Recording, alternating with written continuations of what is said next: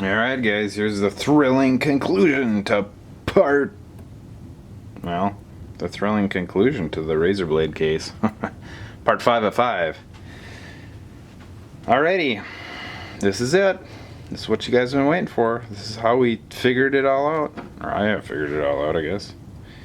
Anyways, I have yet to do this, but I had some felt here left over from, I used to do some woodworking stuff quite a bit, and I used a lot of this stuff in different colors, and I just happen to have a hunk of red, so I cut it out by hand and I just laid it in there, and it'll work for now. However, what I plan on doing is, they sell, I don't know if it's called mohair or whatever they call it, but yes, I do have some. Here we are.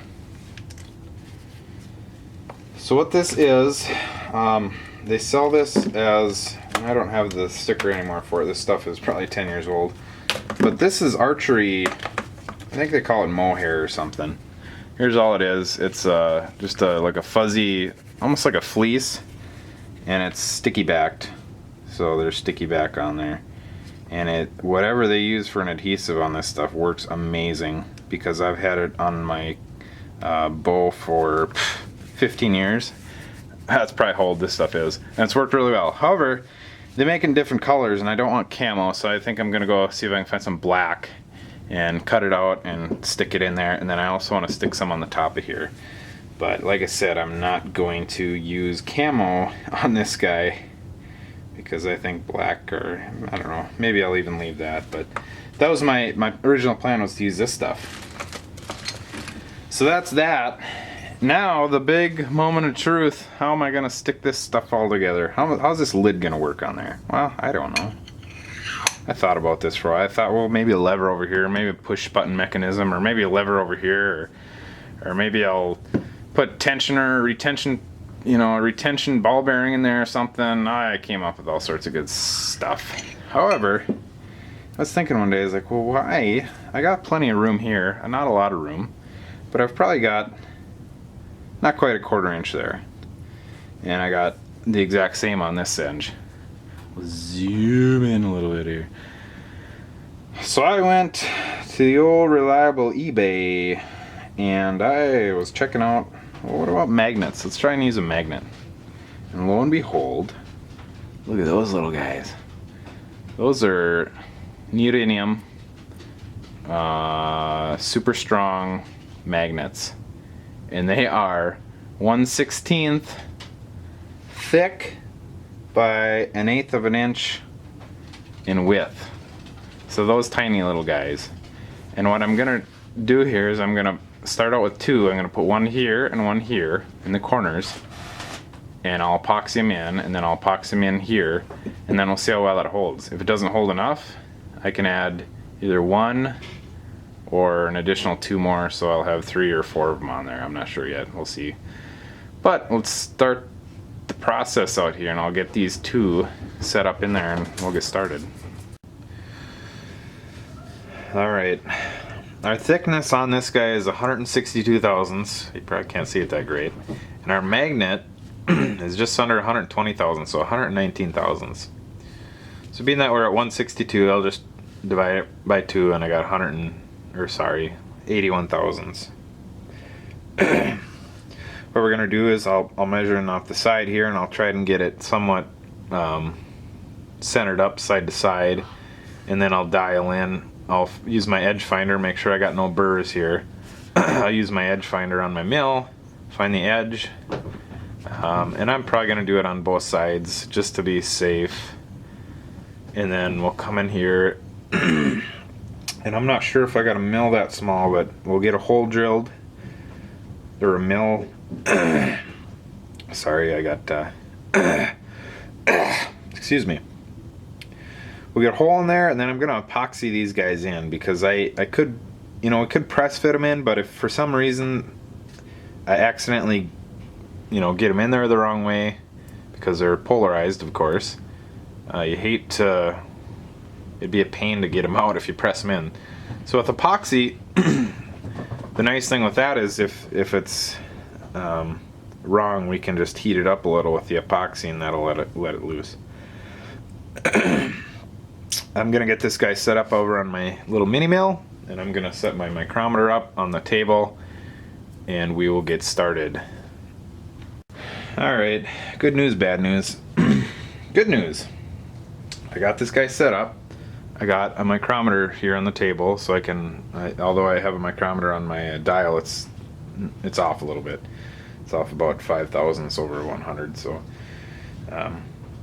got this guy set up on my table, and it's on the base, and now I found my edge here on this side.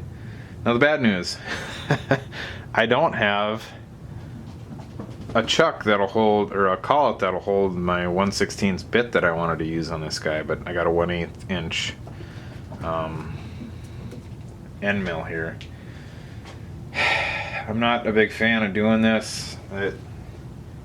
These end mills aren't really made to plunge cut. I mean, they are if you got a hole started, but I'm gonna give it a shot here and hope for the best. You probably won't be able to see it extremely well, but we'll give it a shot here. So I'm on the edge right now, and I dialed in. I'm looking over my paper here. So I need to go in 81 thousandths. So I got my dial zeroed out. So I can go 80 1/1000ths. And then I'll just take a look and see how close I am. Pretty close to in the center there. Actually, I'm just gonna eyeball my, this might change my thing a little bit here, but I'm just gonna eyeball this guy. I'm gonna get it somewhat close, because I got quite a bit of material here. And actually, I'm gonna dial in just a little bit more, because I got a corner there. So we'll go in a full 100 thousandths there.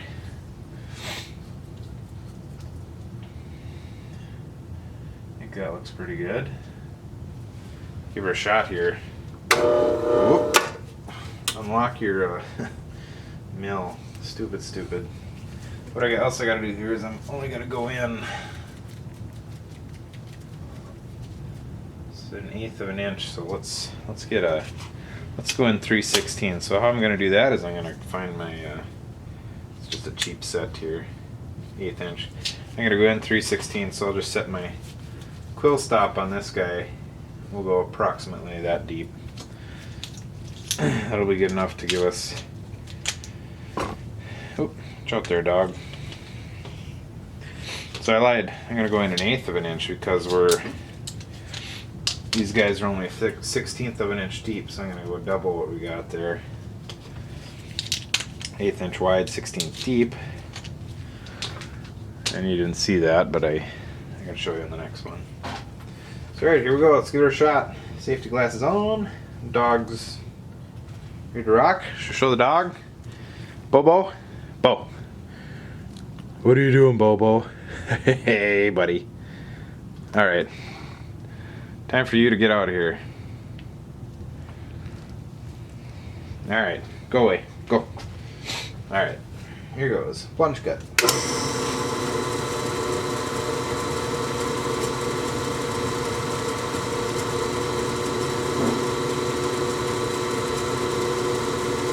Ever so gently with aluminum.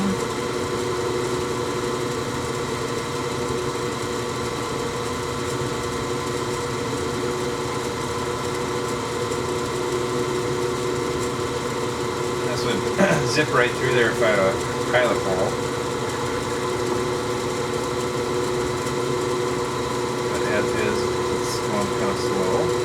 There we go.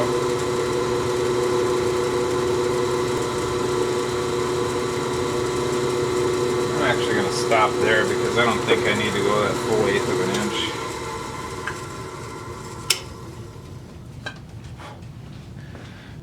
Nice little hole we got there.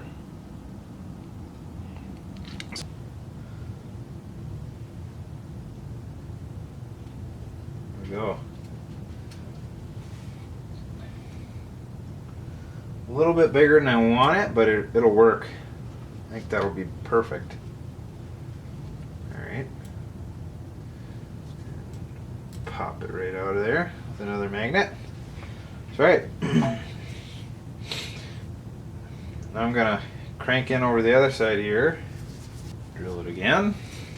My hand out of the way so you guys can kind of see what's going on. Not really. A lot of excitement going on here. You won't want to miss this. It's like life altering. You only get to see it once in your life. Like so.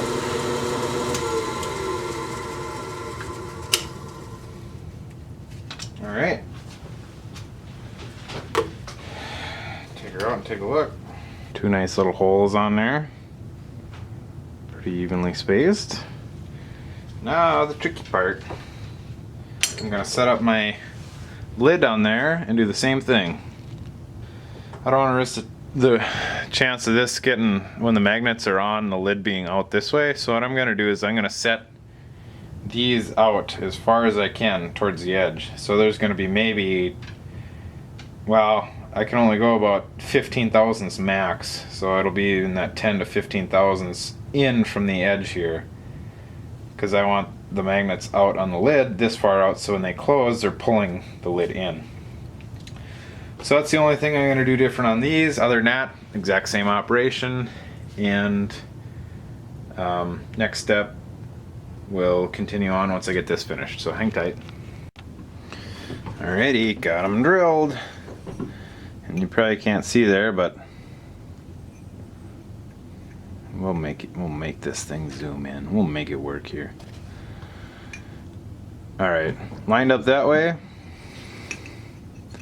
And my covers are a little further out than my bottom part. So, part. Now the tricky part. I got my two, oh, son of a, don't get metal stuff close. I got my two magnet sets here and I marked them with black marker on the sides I want down. So hopefully I can get it to work here. And I just got some JB quick weld here, or 5-minute epoxy, whatever you want to call it. So I'm gonna gob some in there, and hopefully I can do this without messing it up too bad.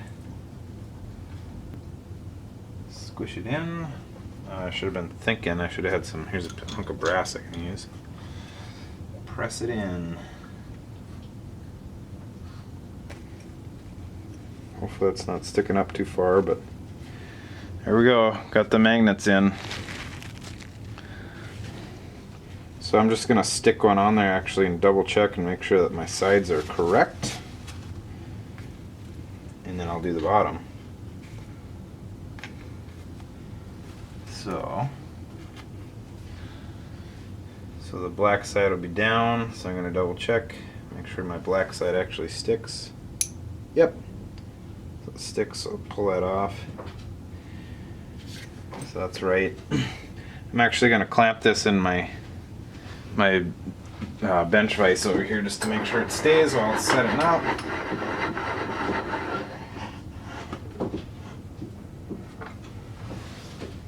Nothing pops out of there. And then on to the next side. So down, squish that baby in there. Perfecto. Black side down.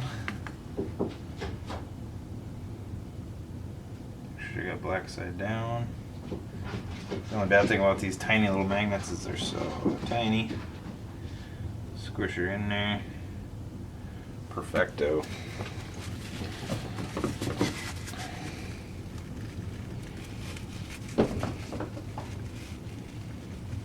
So I'm really hoping that these two these two sets are enough to hold this stuff in place. Because I really don't want to have to do that again on the drill press. Not that it's a big, or on the mill, not that it's a big deal, but it's always nice just to not have to do things, set it up again and zero everything out. All that good stuff, you know. Alright, magnets in. Horrible view. So, what we will do now is it says 4 minutes to set up and it's already starting to set up. So I'm going to let that set up real good, and I might even let it set up overnight. And then we'll test her out, see how it worked, see how the grand finale is. Alright, finally finished. So here's what I did. You can see I polished it up and it's got fingerprints all over it, but that's alright. I polished kind of the back side up and I've been handling it and it's got some scratches in it, but oh well. What I did here is I ended up having to put 5 magnets in here. I originally put these 2 in and then, well, they were not nearly enough, and then I put 3 more in.